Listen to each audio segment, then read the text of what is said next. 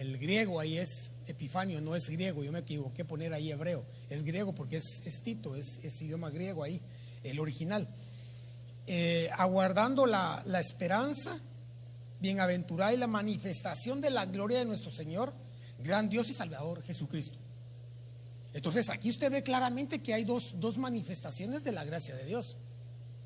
Una que empezó hace 2000 años, pero más adelante dice que nosotros estamos aguardando la manifestación de la gloria de nuestro Señor, de nuestro gran Dios y Salvador Cristo Jesús. Entonces todo empieza con la gracia y termina con la gloria.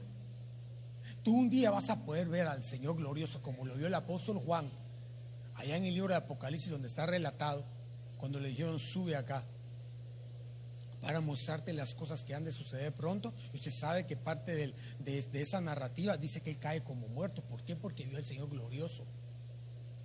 Pero él antes lo conoció en un ministerio terrenal, conociendo la gracia misma de Dios manifestada. Entonces nosotros queremos algún día verlo como lo vio Juan. Tenemos que estar recibiendo la gracia de Dios. Tenemos que estar recibiendo la gracia de Dios. Ahora yo le decía que le puse la palabra ahí que aparece en el original, que es Epifanio, y lo mencionaba hoy ahí en la iglesia de mi hermano José Luis, donde estuvimos compartiendo, de que esta palabra es una palabra compuesta que es epi y faneros o fanio. La palabra base, la segunda, es faneros, que es una aparición de Dios que trasciende lo natural. Y esa es la que estamos buscando nosotros, hermano. Es la que es la que deberíamos de estar buscando. Y yo creo que el Señor trae este tipo de palabra a nuestro corazón, como otros que el Señor le está dando aquí en esta bendita congregación, para que siempre estemos como despiertos. Que si nos estamos adormeciendo, hermano, seamos sacudidos, porque usted tiene que saber que este tiempo es difícil. El apóstol Pablo se lo dijo a Timoteo: has de saber que en los posteriores tiempos vendrán tiempos de relax. ¿Así dice? No, vendrán tiempos difíciles. Vendrán tiempos difíciles. Este es un tiempo difícil, el que está viviendo la iglesia. El mundo tal vez no. El mundo, el tiempo que está viviendo es un tiempo de libertad, según ellos, de apertura, de open mind. Y usted sabe lo que está pasando, y eso está permeando dentro de la iglesia. Nadie dijo amén, pero yo sí digo amén. No es que yo se lo estoy diciendo con conocimiento de causa. ¿Sabe qué? Le voy a enseñar unas noticias que tal vez usted sabe, pero si no las sabe, yo se las voy a mostrar para que sepa que estamos viviendo tiempos difíciles, tiempos que no vivió la iglesia al principio y que nos estamos enfrentando nosotros como individuos, como familia y como iglesia. La pregunta es: ¿cómo los vamos a enfrentar? Porque en la medida en que los enfrentemos, así va a ser la manifestación que vamos a recibir de parte del Señor. Ese epifanio, en una derivación que yo le llamo parusía, porque es una aparición secreta la que estamos esperando de parte del Señor, como confirmándonos que vamos a ser arrebatados de esta tierra. Mire, yo sé que humanamente hablando cuesta creer este tipo de mensajes, no por usted, porque imagínese estar diciendo algo que nunca ha pasado en grupo, en masa, porque va a suceder.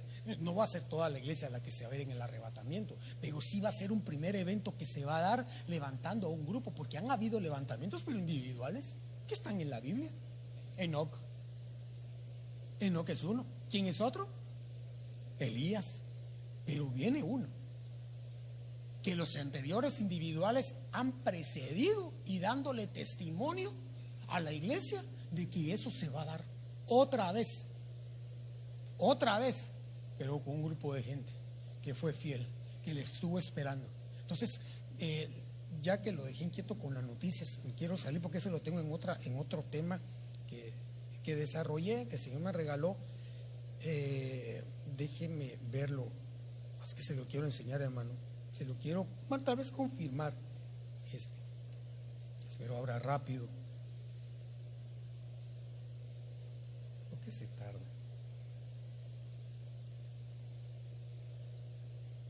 Mire esto. Son noticias. Aquí sí está funcionando las animaciones. Noticias del ámbito cristiano actual. Mire la primera. Esto es es un juicio dictado por un juez aquí en Estados Unidos, en el estado de Indiana. Primera iglesia de cannabis. Usted sabe qué es cannabis, ¿verdad? Es un estupefaciente. De Indiana no puede usar marihuana como sacramento. O sea, esa iglesia pretendía usar el cannabis como un sacramento. Pero un juez de la tierra, hermano, dictaminó que no era correcto. Para más, un juez dijo que no, pero el pastor quería usarlo como un sacramento dentro de la iglesia. Mire otro. Esas son noticias de aproximadamente 2 meses para acá. Crece aceptación de pornografía, incluso entre personas religiosas. O sea, como no lo pueden vencer, mejor lo aceptamos. ¿Será ese el pensamiento, hermano, que debemos llegar a tener? De ninguna manera. Mira, al igual eso, como otro tipo de pecados, pues obviamente son batallas con las cuales la gente pelea y lucha. Pero la Biblia dice, hablando de que todo lo podemos en Cristo, que nos fortalece, siempre y cuando sigamos lo que dice la Biblia para poder ser liberados. Necesitamos ministrarnos, necesitamos decir esas cosas que a veces son vergonzosas, pero decirlas, mejor abrir nuestro corazón, y Dios va a obrar. Con esto no se enfrentó la iglesia al principio. La iglesia al principio se enfrentó con otros problemas que usted puede leerlos en el libro de los Hechos. Sobre todo, mire otra noticia. Pastora, y lo pone entre comillas, pastora luterana usa la Biblia para defender aborto en Brasil. ¿Cuándo se había visto eso? Otra, que no me quiero detener tanto en explicaciones. Pastor dice que cristianos pueden apoyar matrimonio gay y no ser heréticos. O sea, son noticias que son totalmente antibíblicas y nos estamos enfrentando nosotros a eso. Y que conforme vaya pasando el tiempo, esto se va a ir globalizando. Por eso nuestro único camino, hermano, es irnos. Es el único, no hay otro, hermano. Porque si nos quedamos a la tribulación, bueno, mejor no lo pongo en nosotros. Los que se queden a la tribulación pasan sellados. Sí, no pueden ser sellados nuevamente, porque ya están sellados con la tabla en la frente, según el libro de Ezequiel capítulo 9. Pero sí van a tener que ver a un anticristo manifestado, persiguiendo a todo lo que se llama Dios. Los cuales, dice que los que estén ahí, lo que tienen que pagar por haber llegado ahí, aparte de lavar sus ropas en la sangre del cordero, es que se van a tener que convertir en testigos. Y la palabra testigos en griego es martureo, es decir, se van a convertir en mártires. Van a tener que entregar la vida por causa del nombre del Señor. Yo sé que este mensaje no es tan popular, hermano, y menos en una fecha como esta, hombre, perdónenme, pero fue lo que el Señor me dio, porque venimos a darle gracias a Dios, ¿verdad? Bueno, todas las noches, todos los días hay que darle gracias. Pero bueno, sabemos que es una fecha especial para este país, la cual, si nosotros estamos aquí de alguna manera, pues tenemos que absorber ciertas cosas que son buenas. Eso yo creo que no es malo del todo. Pero déjeme regresar a la presentación del tema que el Señor puso en mi corazón, compartirle y continuar, porque hay algo bien interesante, que bien bonito, que yo quiero llegar a eso. Espero. Ahora no me pusieron timer, pero hay una cena ya me di cuenta. No me dijeron, pero ya me di cuenta, hermano, y como uno es mero chute. Entonces, mire, entonces lo que queremos es ver esa manifestación gloriosa. Mire, si usted está conmigo, entonces hablamos el mismo idioma, hermano. Y no hay cosa más maravillosa que encontrar gente que anda buscando lo mismo, a pesar de todo, porque seguramente usted tiene pruebas. Déjeme decirle que yo también las tengo. Pero hoy usted no está para decírmelas, ni yo tampoco. Sí, estamos para gozarnos en la presencia del Señor, hermano. Así es una especie de huerto, hermano, en el cual no sé usted qué vivió allá afuera o qué está viviendo, pero aquí vimos como agarrar un nuevo aire. Agarrar un nuevo aire en el espíritu y salir y seguir batallando como soldado, corriendo como atleta y sembrando como ¿qué? Como sembrador o labrador. Seguir, porque esa es la naturaleza del cristiano, que está recibiendo la administración de parte de Dios. No se queda tirado, se levanta y sigue caminando. Y eso fue lo que el Señor le dijo a Pablo, ya viendo la naturaleza que él tenía. Lo tira usted sabe, iba camino a Damasco, lo bota, lo deja ciego. Y las cosas que es la expresión que a mí como me gusta decirle, hermano, porque veo ahí lo que Dios realmente estaba viendo en Saulo en ese tiempo todavía. Y era Saulo, era Pablo todavía. Lo bota, lo deja ciego y le dice Dios, levántate. No lo levantó él, levántate, que sabía que él podía. Yo no sé cuál es tu condición. Está diciendo levántate, sigue, no mires atrás, olvídate lo que queda atrás, sigue adelante, con tal de llegar al premio del supremo llamamiento en Cristo Jesús. Ok, entonces sigamos. El libro de los Salmos, capítulo 11, versículo 7, versión Martín Nieto, dice algo que me impactó mucho, o dice algo que me impactó mucho, leyéndolo hace unos días atrás. Dice: el Señor es justo y ama la justicia. Todos sabemos eso, pero mire lo que dice la segunda parte: los justos contemplarán su rostro. No dicen los hijos, no dicen los hijos. Usted cuando le aceptó, según Juan capítulo 1 y versículo 12, ¿qué dice la Biblia? Y a los que le recibieron les dio potestad de ser llamados hijos de Dios. O sea, usted recibió al Señor y se convirtió en un hijo potencial, porque también ahí hay un temita, hermano. Ahí hay que evolucionar para llegar a ser hijo, porque la mejor traducción del original dice: nos dio el derecho de llegar a ser, es decir, nos dieron el título, pero tenemos que hacer efectivo el título, tenemos que hacer efectivo el cheque. ¿Cómo? Pues en el caso de un cheque, usted va a un banco y lo cambia.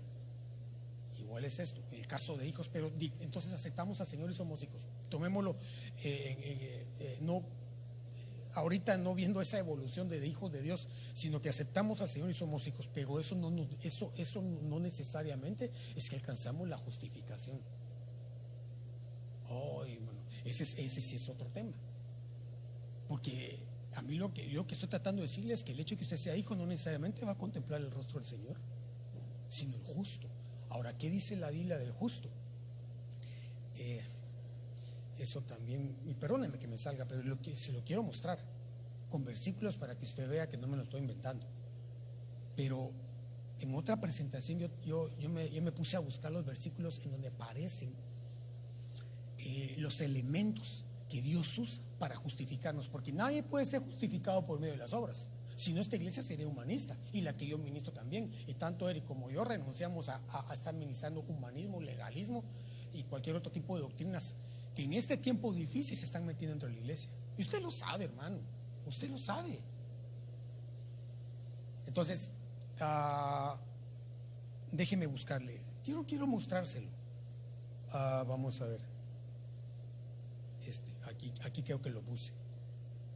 Aquí estás. Mire, lo que justifica al Hijo de Dios, es decir, lo que lo vuelve justo, pues, pero no por obras. Mire, por medio de la sangre, según Romanos capítulo 5 y versículo 9. Perdón, este es el segundo slide, el primero es este. Creer. Mire, una de las profecías de hoy decía que nosotros pusiéramos nuestra total confianza en Él. Cuando yo oí esa profecía, yo no me puse a pensar en el vecino, el que tenía la par, el que tenía enfrente, sino me puse a pensar en el Señor. ¿Será que mi confianza está completamente en ti? ¿Qué harías si mire, de veras que cuesta pensar eso, pero vale la pena hacer esa retroalimentación? ¿Qué pasaría si ahorita lo perdiera todo? Como lo perdió Job: salud, familia y bienes, todito, de un solo. ¿Qué haríamos? Ahí se demostraría si realmente nuestra confianza está puesta en Dios. Y le quiero decir algo: Job ahí falló. Job, imagínense dónde estaremos nosotros. Porque cuando usted lee los 40 capítulos, lo que son 42, se da cuenta, hermano, que cuando él le pasó eso, empezó a justificarse. Maldijo el día de su nacimiento. Maldijo las rodillas las rodillas que lo dieron a luz. Pidió que fuera quitado del calendario el día de su nacimiento. Cuando él entendió todo, salieron las famosas frases, ¿verdad? Antes de oídas te había oído, ahora mis ojos te ven. Pero después de que pasó todo. Pero él aprendió. No le estoy poniendo el dedo acusador a Job. Solo le estoy diciendo que él perdió todo, hermano. Se evidenció que su confianza no estaba plenamente. Confiaba en Dios, sí, porque levantaba sacrificios por sus hijos, pero no, su confianza no estaba plenamente. La pregunta es: ¿cómo estaremos nosotros ahora? Yo no estoy diciendo que nosotros perdamos lo que hoy le acabo de decir, hermano, y menos la familia. Vaya, los bienes, hermano, se van haciendo, hermano, con frijolitos y tortillita, pero la familia no. Pero Job sí se lo quitaron y evidenció que no era así. Entonces yo me ponía a pensar, ¿y yo cómo reaccionaría?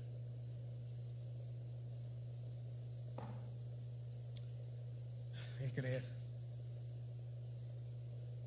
El segundo, ahí están los versículos, si quiere anotarlo, no sé, hacedores de la palabra. Romanos 12:13. El número 3, la gracia. Justificados pues por la gracia, ese lo conocemos muchos. El otro es justificados pues por la sangre, pero hay otros. Ser hacedores de la palabra te justifica. O sea, es decir, te vuelve un justo delante del Señor. Y si justo, candidato a contemplar el rostro de Él. O sea que entonces todo le van a ver. No, hermano, no todo le van a ver. Los otros que el Señor me permitió ver en la Biblia, la sangre de Cristo. Que una de las cosas que cuando usted viene acá es rociado con la sangre. Oh, sí, porque lo dice Pedro, que nosotros hemos sido escogidos para ser rociados por medio de la sangre del Cordero de Dios. Ahora, ¿será que yo me puedo rociar a mí mismo la sangre? Usted necesita de un pastor. Usted necesita de un guía. Usted necesita de un llamado de Dios, que Dios haya puesto, que Dios haya enviado, porque a ese Dios le da la autoridad para agarrar el hisopo. No el hisopo que usted conoce ahora, ¿verdad? El hisopo del Antiguo Testamento era una especie de como de arbusto que se utilizaba para meterlo en un recipiente que le llamaban jofaina, meterla en la jofaina, en la sangre fresca que había salido del cordero, del macho cabrío, del carnero, y rociaba el atrio, el lugar santo y el lugar santísimo. Sacerdotes, no el pueblo. El pueblo solamente llevaba la ofrenda, del cual salía la sangre. Entonces tú necesitas de un ministro que te esté rociando la sangre con la palabra, en la administración de la palabra, en la administración de tu corazón. Cuando te abres te rocían la sangre, y aunque no se diga textualmente, el hecho de estar tú recibiendo ahorita eso, está recibiendo la sangre de Cristo, y eso te está limpiando, te está perdonando, pero también te está justificando. Sigamos. En el nombre de Cristo, ese es otro, ahí está el texto. En el Espíritu Santo, y no sé si hay otro, sí, por las obras. Casualidad. 7. ¿Y sabe qué salmo le leí? 11, versículo 7. El Salmo capítulo 11 tiene 7 versículos y termina hablando de los justos. ¿Y cómo hacemos para ser justificados? Por medio de 7 cosas que el Señor me permitió ver en la Biblia. Es un proceso perfecto. Es lo que nos está hablando, es un proceso de perfección. Que se lo enseño a usted. ¿Sabe por qué? Porque sé que usted quiere, anhela ser hallado como Él es. Y Él que es perfecto. Entonces, por eso se lo comento. Entonces, regresando ahora sí, porque quiero leerle ahora, porque entonces el tema ya usted lo vio y es este: contemplando su rostro. Nadie va a poder llegarlo a ver si no lo estuvo contemplando antes. Nadie va a poder ver cómo Él realmente es si en la adoración, habiendo pocos o muchos, no se deleitaba. Nadie le va a poder ver en el tiempo final, en la parucía, si en los momentos tal vez de prueba, de tentación, no se doblegaba a darle gracias a Dios por lo que le estaba dando. Entonces, como le dije que el Salmo capítulo 11 tiene 7 versículos y termina hablando de que los justos contemplarán el rostro de Dios, analicemos unos versículos del capítulo 11. Y el versículo 3 dice: si los fundamentos son destruidos, ¿qué puede hacer el justo? Entonces, una de las cosas que tiene que tener el justo para poder ver al Señor, aparte de ese proceso de justificación por esas 7 cosas que están en el Nuevo Testamento, es que necesita fundamentos. Necesita tener fundamentos. Pero hay una versión que creo que la tengo acá, sí, la Nueva Biblia Española dice: cuando se tambalean los cimientos, ¿qué podrá hacer el justo? ¿Por qué le estoy leyendo esto? Porque sí tiene, aquí lo que deja ver es que sí tiene fundamentos, pero se están tambaleando. Y una de las cosas que la iglesia de Cristo ahorita le están tambaleando son los cimientos, sus creencias, sus principios. Mire, hablando de las noticias una de las noticias que le pasé, hablando del aborto, hablando del matrimonio gay, dicen que eso, la pastora brasileña que con la Biblia defiende eso, ¿sabe lo que dice? Que Jesús nunca habló en contra del homosexualismo. ¿Y sabe qué es lo peor de todo? Que tiene razón. Lo que no sabe esa pastora, por eso pone entre comillas pastora, es que toda palabra es inspirada por Dios. El Señor levanta al perito arquitecto de la iglesia y dice que los homosexuales y los afeminados entre un grupo de personas no heredarán el reino de Dios. Entonces está en la palabra de Dios eso. Esos principios se están tambaleando. Se están tambaleando. Y hay gente que ahora lo que está diciendo: bueno, tenemos que abrir nuestro pensamiento y aceptar gente que probablemente tenga esas tendencias. Y mire, hermano, hay que aclarar, porque nosotros no podemos desechar al pecador. Nosotros tal vez no tuvimos ese problema, pero tuvimos otros. Entonces lo que hay que hacer es ayudar a esa gente, no desecharlos, pero sí decirles que necesitan arrepentirse. Necesitan arrepentirse. Entonces, sigamos acá, hablando de los fundamentos.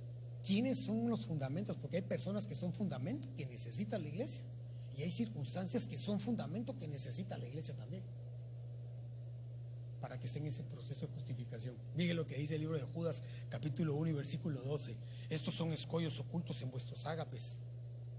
Estos son escollos ocultos en vuestros ágapes. Gente infiltrada en nuestras reuniones, cuando banquetean con vosotros sin temor, apacentándose a sí mismos, son nubes sin agua llevadas por los vientos, se tambalean. Árboles de otoño sin fruto, 2 meses muertos y desarraigados. Debemos de tener cuidado con quien tenemos comunión, hermano. Debemos de tener mucho cuidado con quien, aunque se diga hermano o cristiano. Porque tal vez si podemos decir nosotros, humanamente hablando: no, hombre, si cómo voy a llegar yo a aceptar eso. No, hermano, la iglesia no comenzó mal y terminó muy mal. La iglesia de Cristo, empezó en el libro de los Hechos. Mire cómo comenzó, con poder, hermano, con la llenura del Espíritu de Dios. Se metió Constantino, dicen que se convirtió. ¿Y qué fue lo que hizo? Babilonizó la iglesia. Claro, él tenía un nombre, ¿verdad? Tenía una posición, pero no hay que menospreciar las cosas pequeñas, porque las zorras pequeñas echan a perder las grandes viñas. Miremos que otra cosa acá, porque esto, una de las cosas que quisiera llegar es a esto y a otras más adelante, y por eso voy rápido. Dice Efesios capítulo 13 y versículo 14, hasta que, aquí está hablando de los 5 ministerios, ellos son un fundamento. Wow. Hasta que todos lleguemos a la unidad de la fe y del conocimiento pleno del Hijo de Dios, a la condición de un hombre maduro, a la medida de la estatura y la plenitud de Cristo. Oiga, para que ya no seamos niños sacudidos, tambaleados por las olas y llevados de aquí para allá, por todo viento de doctrina, por la astucia de los hombres, por las artimañas engañosas del error. ¿Quiénes son un fundamento entonces? ¿Que necesitan los justos? Los 5 ministerios. ¿Acaso ahora eso no se rechaza? Por usted no, pero otros sí, rechazan eso. Aceptan solamente el pastorado y el magisterio, sin mucho. Pero nosotros necesitamos la cobertura de los 5 ministerios porque son un fundamento. Fundamentados pues en la doctrina de los apóstoles y los profetas. Hermano, pero el pastor, mi pastor no es apóstol o profeta. O yo podría decir, mis ovejitas podrían decir, mi pastor no es un apóstol. Sí, pero estamos bajo la unción de. Por eso cuando oramos, yo no oré así ahorita, pero eventualmente yo oro con ese rema que nuestro apóstol tiene. Danos una palabra apostólica, profética, evangelística, pastoral y magistral. Y él no tiene los 5 ministerios, pero él ora pidiendo eso. ¿Por qué? Porque lo necesitamos, hermanos, son un fundamento en nuestra vida. Esta palabra que estás recibiendo aquí te va a venir a cimentar aún más en aquel amor, en aquella fe que le tienes a Dios. Porque si, hermanos, si no es así, venimos solamente a una reunión social y yo renuncio, predique o me siente escuchar, renuncio a que cada vez que voy a una iglesia o donde el Señor me tiene, salga de la misma manera. Se lo ministro a mis ovejas, se lo digo a mi familia. No, muchachos, no es posible que salgamos de la iglesia enojados. Si venimos enojados, no hay derecho a irnos enojados. Con la esposa, con los hijos. Hemos venido a buscar algo de Dios y Él nos lo puede dar. Entonces, Malaquías capítulo 1 y versículo 4 dice: aunque Edom dice hemos sido destruidos, pero volveremos y edificaremos las ruinas. El Señor de los ejércitos dice así. Aquí esto me está. Yo lo voy a borrar de una vez porque no se me está ocupando aquí. Perdón, hermano. ¿Tiene ahí alguien el pasaje? Porque me está tapando la lectura esto que puse acá. Mejor lo quito. Ahí está. Ahora sí. El Señor de los ejércitos dice así: ellos edificarán, pero yo destruiré. Los llamarán territorio impío y pueblo contra el Señor, y pueblo contra quien el Señor esté indignado para siempre. ¿Por qué le estoy leyendo este versículo? ¿Se acuerda? Lo que estamos platicando, ¿verdad? No, me está siguiendo la línea, hermano. No estamos dormiditos, ¿verdad? O ya tiene hambre.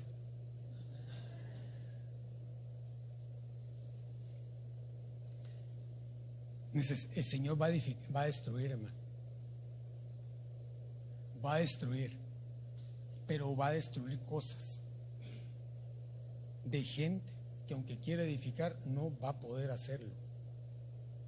Y nosotros necesitamos ver eso en la Biblia, porque no hay cosa peor que un cristiano esté queriendo edificar y venga el mismo Señor y lo destruya por causa de las actitudes que está teniendo. Mire, en el caso de Edom, usted sabe quién era Edom, ¿verdad? Edom era Esaú.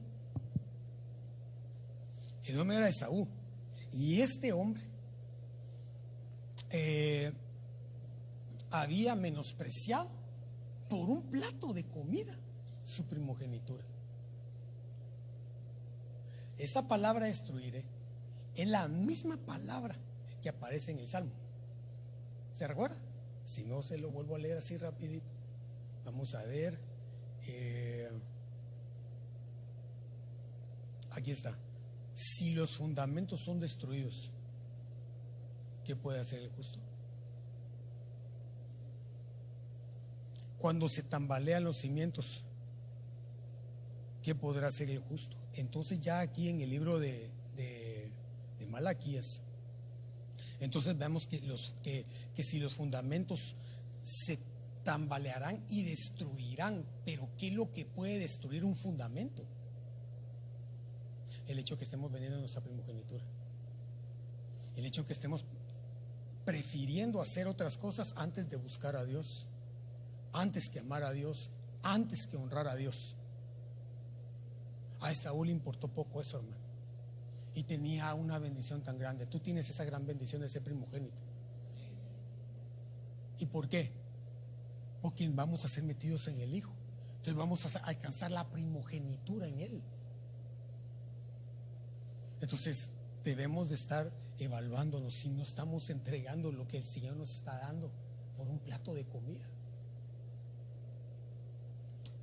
Sigamos. Proverbios capítulo 11 y versículo 11: por la bendición de los rectos se enaltece la ciudad, pero por boca de los impíos es derribada. La boca es un fundamento. Eso es lo que dice acá. En el contexto de lo que le estoy hablando. En este versículo claramente indica que lo contrario a la boca del impío es la boca que bendice. Pero ¿qué es lo que entonces se convierte en un fundamento en nosotros? Cuando bendecimos. Cuando bendecimos. Bendecid y no maldigáis. Bendecid y no maldigáis. No necesidad de desearle la muerte a alguien o de necesidad decirle que le va a ir mal por las actitudes que puede estar tomando. Lo que hay que pedirle al Señor es misericordia para esa persona, hermano. Y es ahí donde nos podemos tener problemas. ¿Por qué? Porque si hemos sido heridos, cuesta que saquemos esas palabras en contra de esa persona, hermano. Pero Dios lo que quiere es que hagamos eso. Cuando el Señor está crucificado, bendice a la gente que lo crucificó, ¿o no? Señor, perdónalos, porque no saben lo que hacen. Y a nosotros no nos han crucificado, hermano, porque eso es una muerte dolorosa, muy dolorosa. En ese tiempo era la peor muerte que podía tener una persona, porque se sufre demasiado. Entonces yo no creo que nosotros hayamos llegado ya a ese tal sufrimiento como para que no podamos bendecir a los que nos persiguen, dice la Biblia, y a nuestros enemigos. ¿Se podrá hacer eso? Es posible, hermano. Yo sé que es posible, con la ayuda del Señor es posible. Y le voy a dar un tip. Está en uno de los fundamentos. ¿Sabe cuál es? La oración. Porque una de las cosas que hizo el Señor antes ya de ser crucificado, pasaron muchas cosas en el intermedio, pero dice que Él subía al monte a orar antes de que fuera entregado. ¿Por qué? Porque en la oración en el monte uno llega a morir. Por eso le digo a los hermanos allá en el culto de oración que siempre les comparto algo antes de hablarles. Hermano, no es solamente de hablar de un listado de peticiones de gente que está padeciendo, que está enferma, que tiene problemas en su hogar. Y lo vamos a hacer, pero el objetivo principal de la oración es que vayamos a doblegar la voluntad y decirle al Señor: ¿qué quieres que pidamos? Como iglesia, como individuos. Bueno, si venimos aquí como iglesia, porque está en su casa ahora, pero aquí como iglesia, ¿qué quieres que oremos? ¿Qué quieres que pidamos? Probablemente el Señor como grupo está pidiendo que levantemos, solo es un pensamiento, que levantemos nuestra espada y rasguemos los suelos juntos, en un solo espíritu. Rasguemos los cielos para que esté descendiendo la presencia de Dios, la palabra de Dios, la revelación. Esto no lo vamos a saber si no morimos. El Señor en la oración, usted sabe, no se durmió y pidió que la copa que estaba por pasar, que valga la redundancia, no la pasara. Muriendo.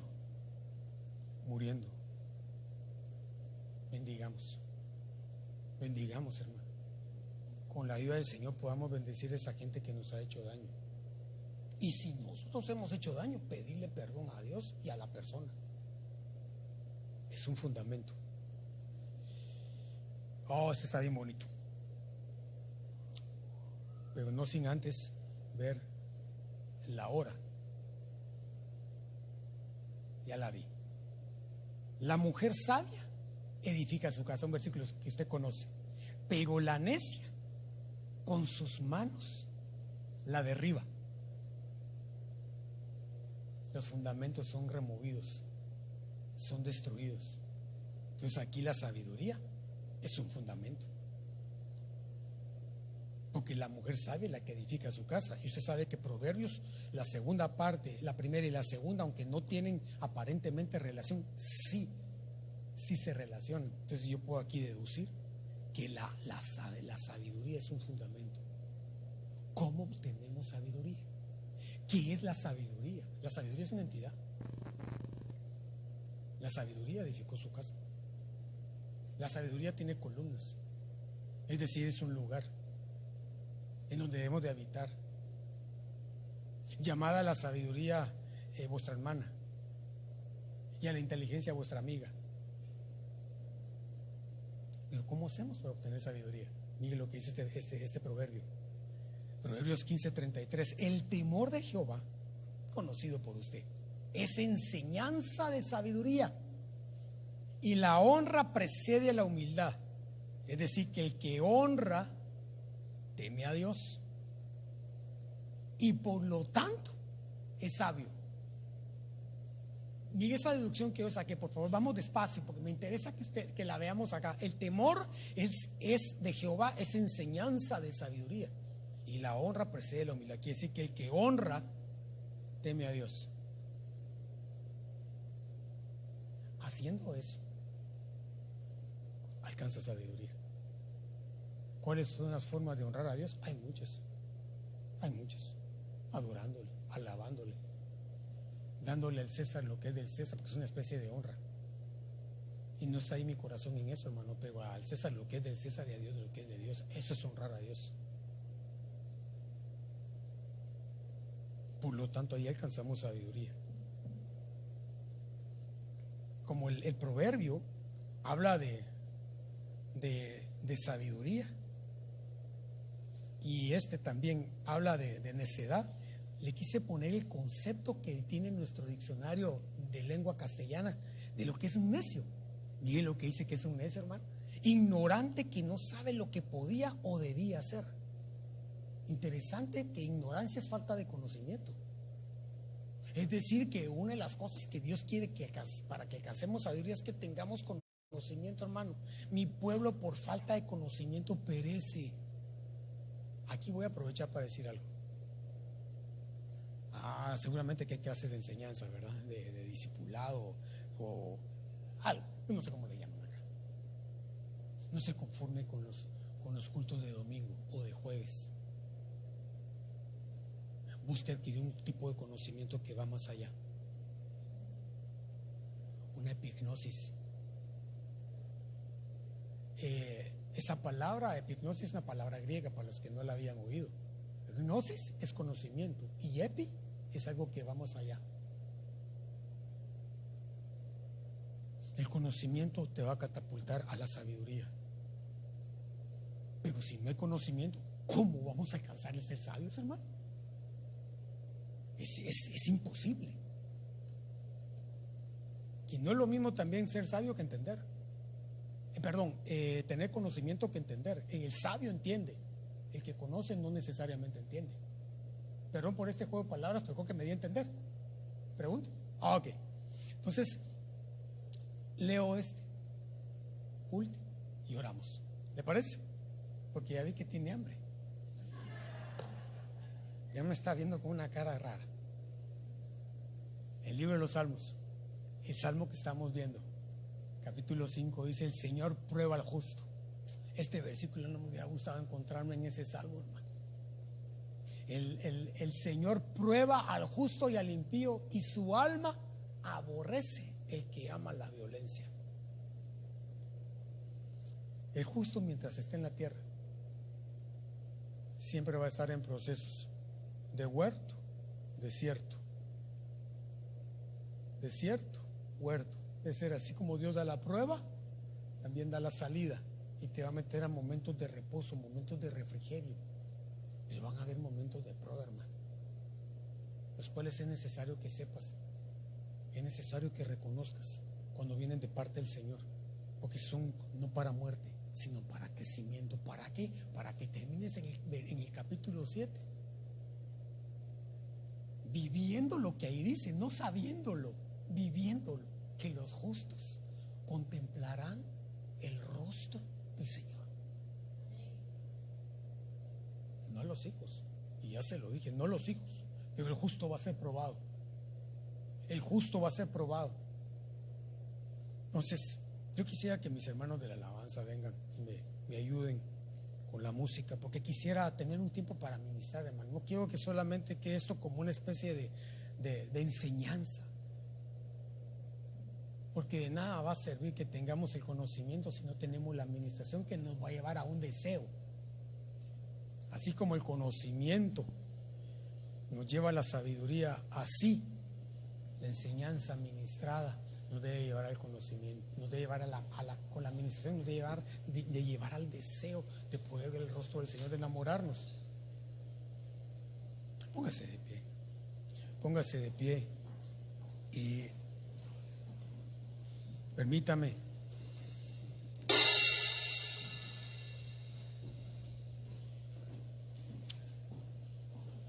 ministrar con este pasaje, porque dice Primera de Pedro capítulo 4 versículo 17, porque es tiempo de que el juicio comience por la casa de Dios.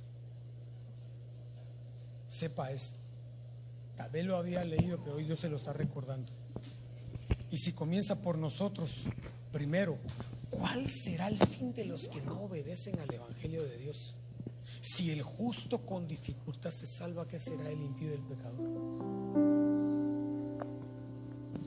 Una de las formas que Dios utiliza para juzgar nuestra casa, nuestro depósito, es la salvación. Pero también el hecho que tú con los ojos del Espíritu te puedas ver hacia adentro,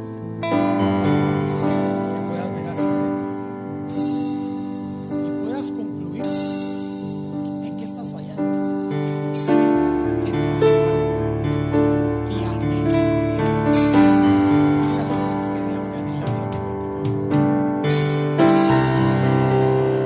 Por eso el salmista también dice: yo no voy a descansar hasta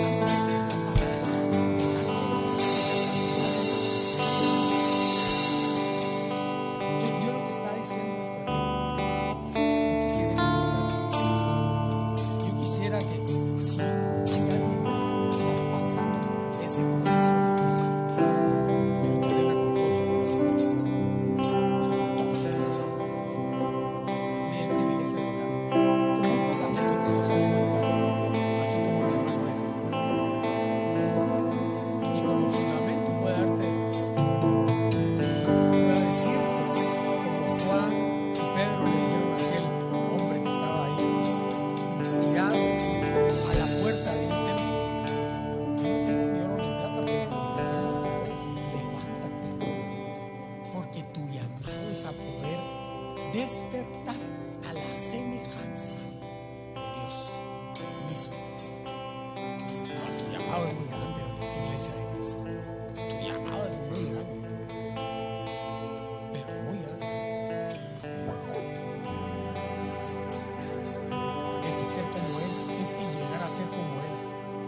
Pero para eso, a veces hay que vencer ciertas cosas de uno mismo. La vergüenza, el que dirán. Y no te estoy convenciendo con estas palabras para que pases, porque no es ese mi objetivo. Mi objetivo es identificarte con lo que el Señor me está poniendo en mi corazón y poderte ayudar orando. Y tú creyendo de que aquí vas a ir con nuevas fuerzas, con un sentimiento renovado hacia tu Dios. Los que están así, no quiero tardarme más,